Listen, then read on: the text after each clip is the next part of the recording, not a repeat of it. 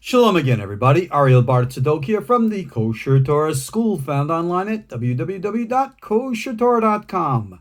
I'm bringing to you today's daily lesson in the Sefer Yetzirah. This is lesson number 44 in our series, and we are in the second chapter, 5th Mishnah, and of course, we dedicate these classes to the health, safety, well-being, and prosperity of everybody around the world right now, facing all the trials, tribulations, and obstacles that we are. Remember, every obstacle is really an opportunity. Just like we can learn to flip the letters from the word paradise, which is oneg, and flip it to the negative, which is nega, which means plague, so you can flip it back and make the plague into a paradise. Look at your circumstances right now and say, what can I do to change a bad into a good, a negative into a positive, that which is lost into that which is found? You have the power.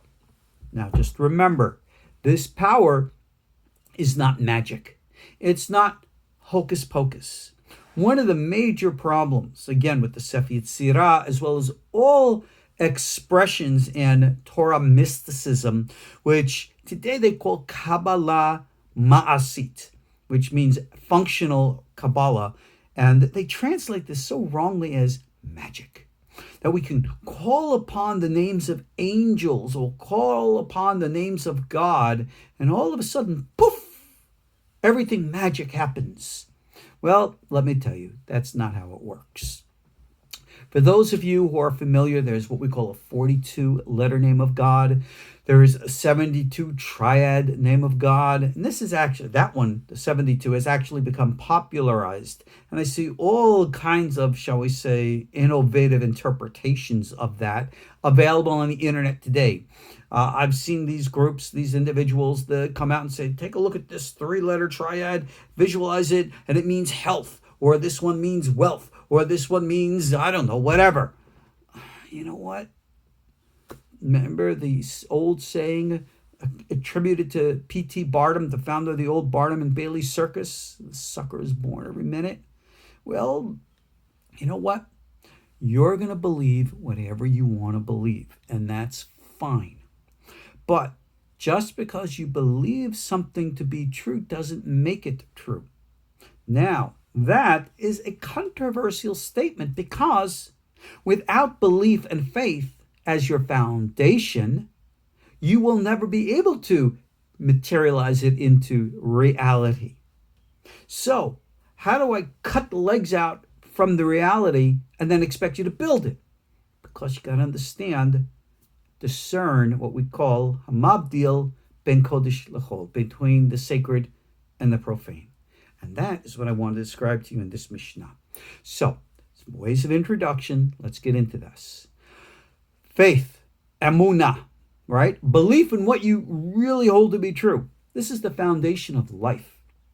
You might be familiar with a famous biblical verse that the prophet Habakkuk said, the righteous live by their faith. Now, in the Christian tradition, they embrace this statement, but they interpret faith as a recitation of a theological dogma. This is what I believe. This is my, end quote, faith. Well, that's not living. That's thinking. In the Torah tradition, faith is how you live.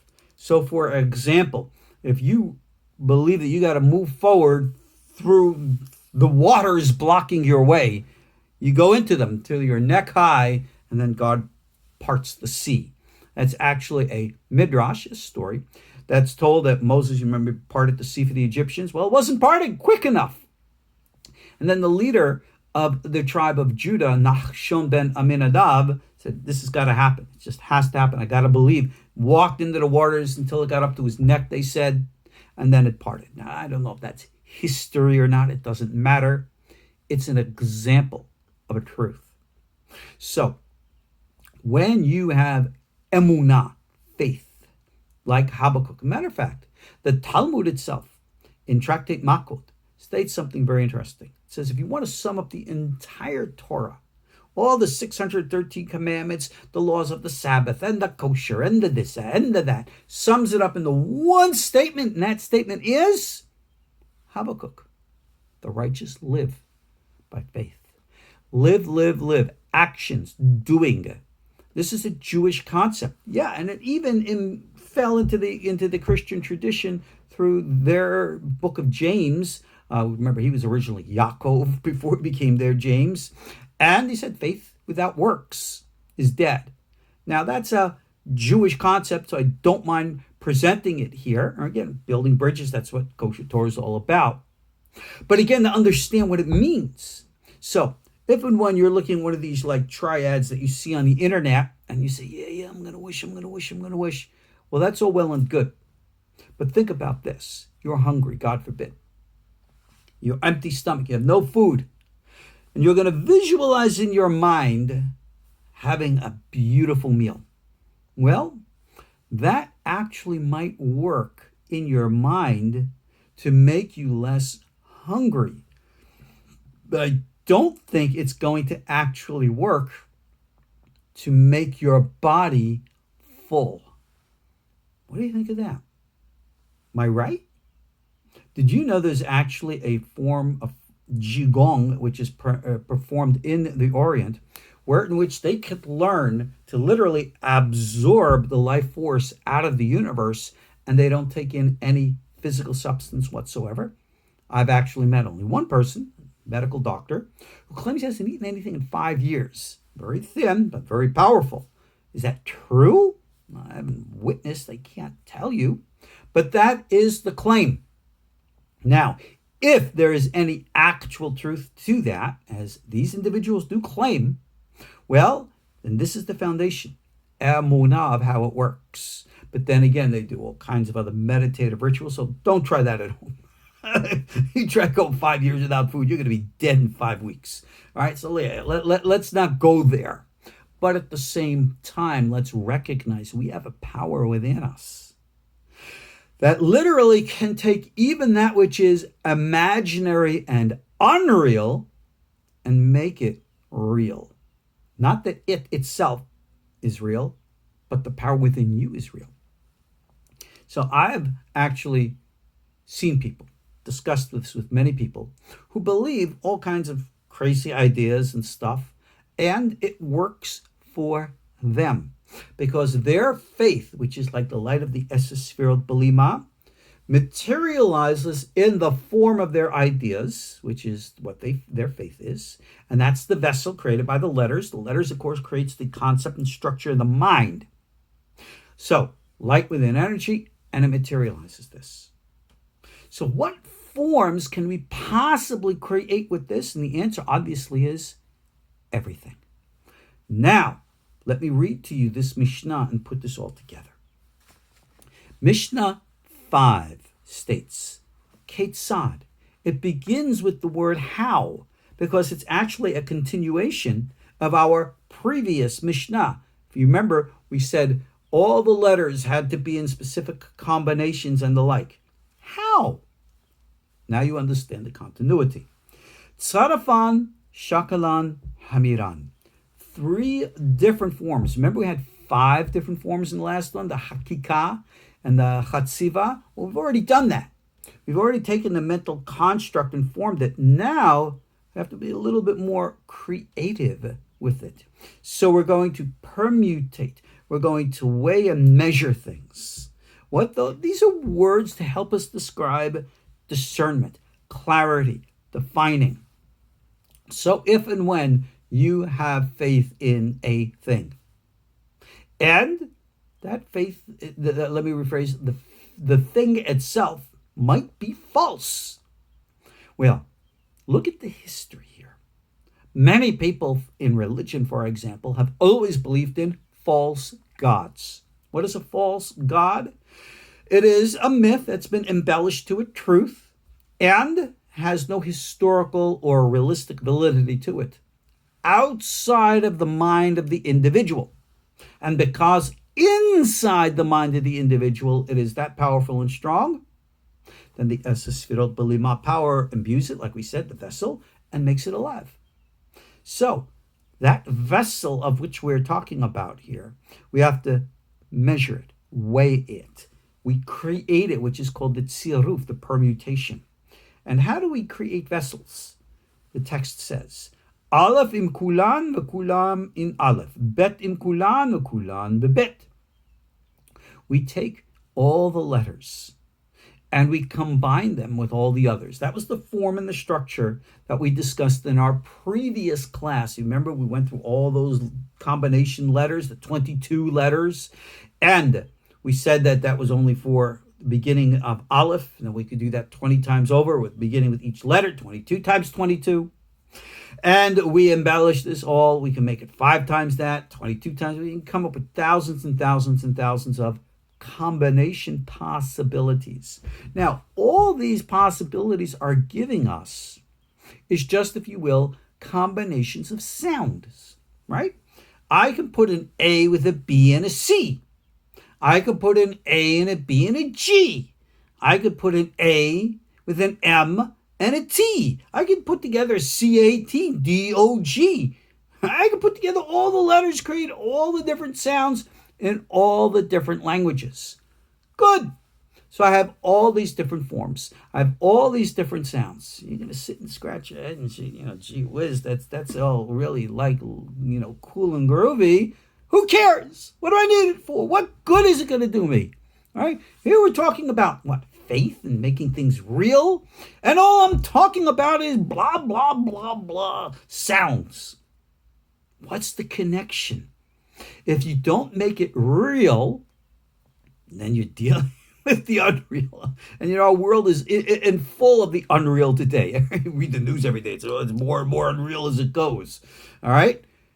So what do we deal with? What are we doing? Now, here's the important point. Rabbi Chaim discusses this in his commentary. We're going to get into this in a couple of more lessons here. When we perform the function of the meditation, Aleph with all the letters, Bet with all the letters, right? And just to read a little bit more, he says, Hozeret halila v'nimtzaot berala sha'arim. And then again, we go back and we create the 231. And notice they're called gates. Why do we call them gates? They're letters. There should be combinations, tzirufim of letters. Why do we call them gates? What's a gate? Remember the gate? A gate's like a door, right? The door opens and the door closes. So I'm creating all of these gates. I look at the combinations, Aleph, Bet, Gimel, Dalet, Hey, Vav, and all the right through, right? And each and every line, I count the letters.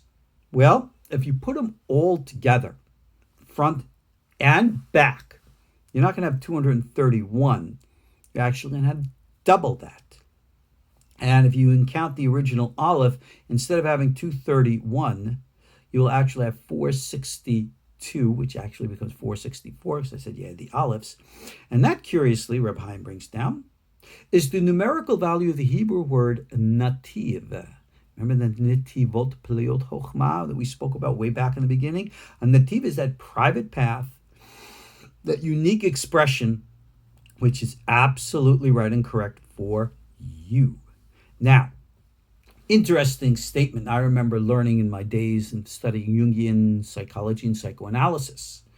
Carl Jung made a statement, forgive me, I can't quote it, because I don't have the books in front of me here, but he said that life before us is like an intricate labyrinth. Labyrinth, remember, is like that maze, all full of possibilities and directions, but out of all of them, only one of them is that one unique right way for the individual. I have that way which is right for me. You have your way which is right for you. And we learn to respect. But how do I know what my right way is? I don't want to get into psychology here. All right? I want to focus on the letters. How do I know my right way? Our technique is sound harmonic vibrations. When we perform the function of the letters, it is not an academic exercise. It is an exercise in actual functional creativity. Creating the reality of that which you believe through the form and the structure of that which you vibrate. I'm going to give you a biblical example of this. And if you want to learn more about this in detail, I have an entire eBook. It's available on KosherTorah. Go to my eBook page. You'll see Secrets of the Prophet Elijah. Now, this is a famous story from the Bible.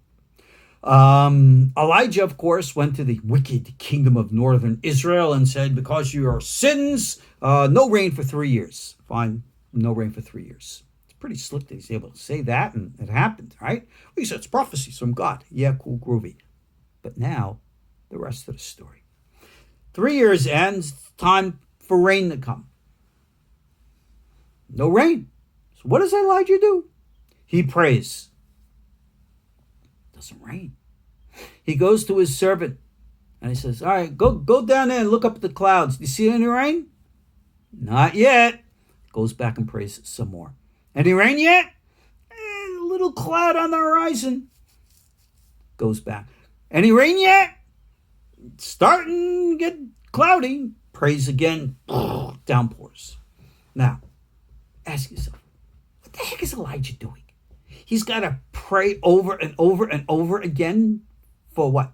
God to send the rain? Really?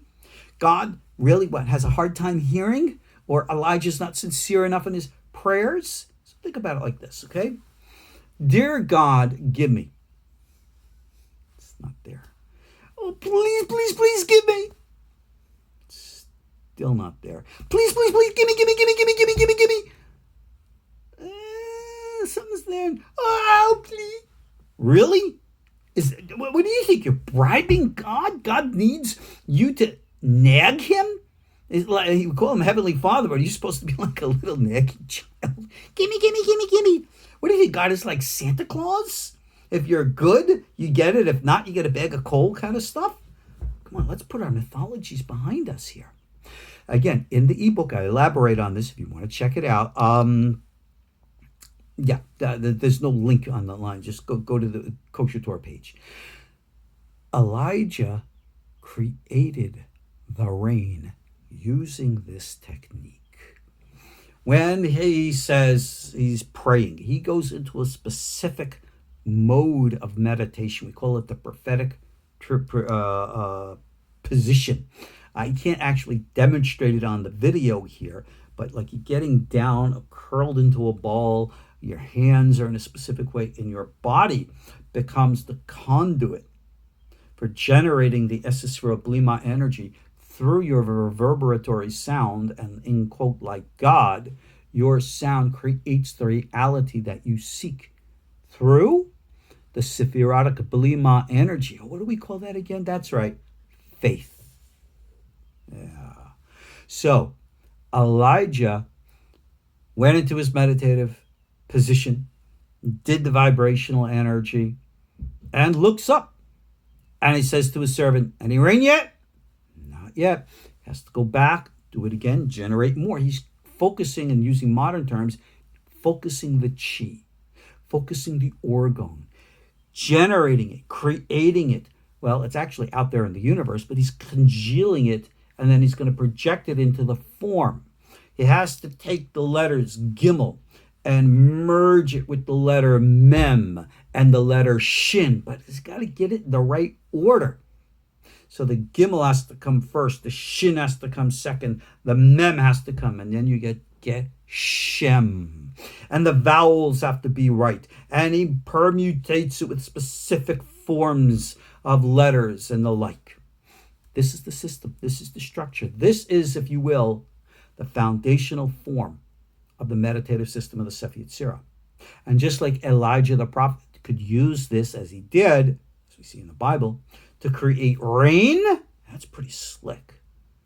Well, you can do that to create form, animals, animated human beings, and all kinds of construct. The foundation is the belief in faith. But faith without works is dead. What are those works? The proper combination of the forms and permutations, the weighing and the measuring of the letters, so that what you construct should be kadosh, holy. And when you do that, bingo, you got the system.